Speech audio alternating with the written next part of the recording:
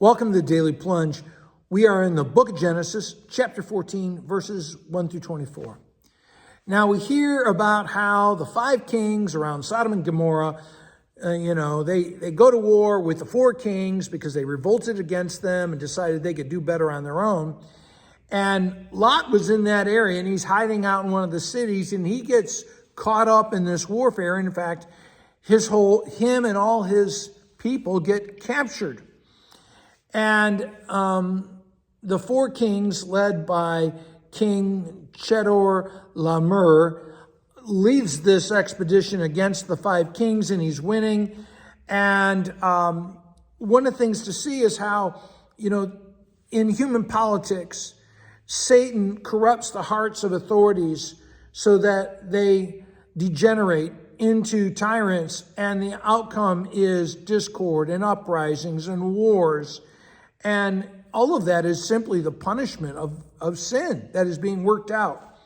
Now, but that's not the point of this passage. The point of this passage is how God gloriously snatches Lot out of danger. Abram, who is for the first time referred to as the Hebrew, hears the messenger that Lot has been captured, and he doesn't give a flip of what's going on with the kings in the 5 cities. He's worried about his kinsmen, and he raises an army of only 318 men, and he considers that Lot and his people are worth the risk, and he gets his servants ready who are devoted to him, and he equips them, and they're devoted to him, and off they go. And in the night, he divides his army into 2 and attacks, and he routs the 4 kings, their armies, and pursues them, which is an incredible tactical victory, and it's a strategic victory.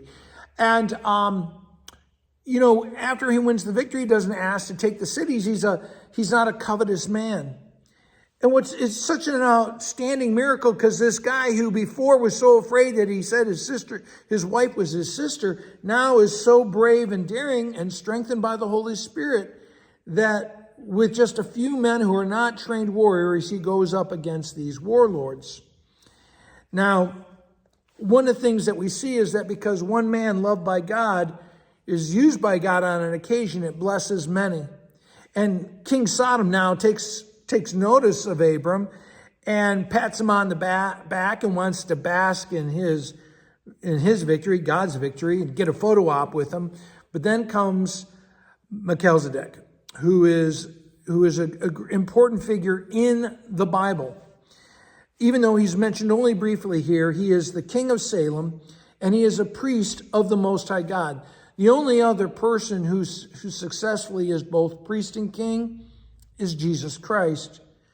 And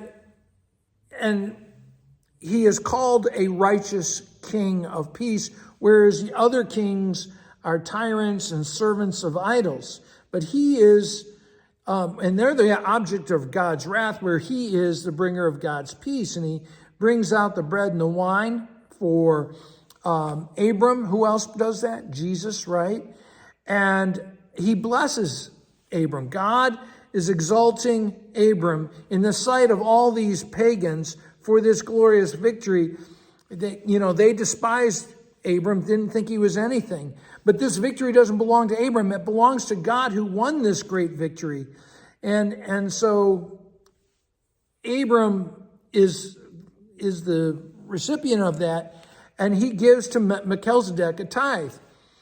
Well, all of this is a foretaste of Jesus Christ, who Hebrews says is of the order of Melchizedek. And he says that based on Psalm 110, which is a messianic psalm that Jesus himself cites about how thou art a priest forever.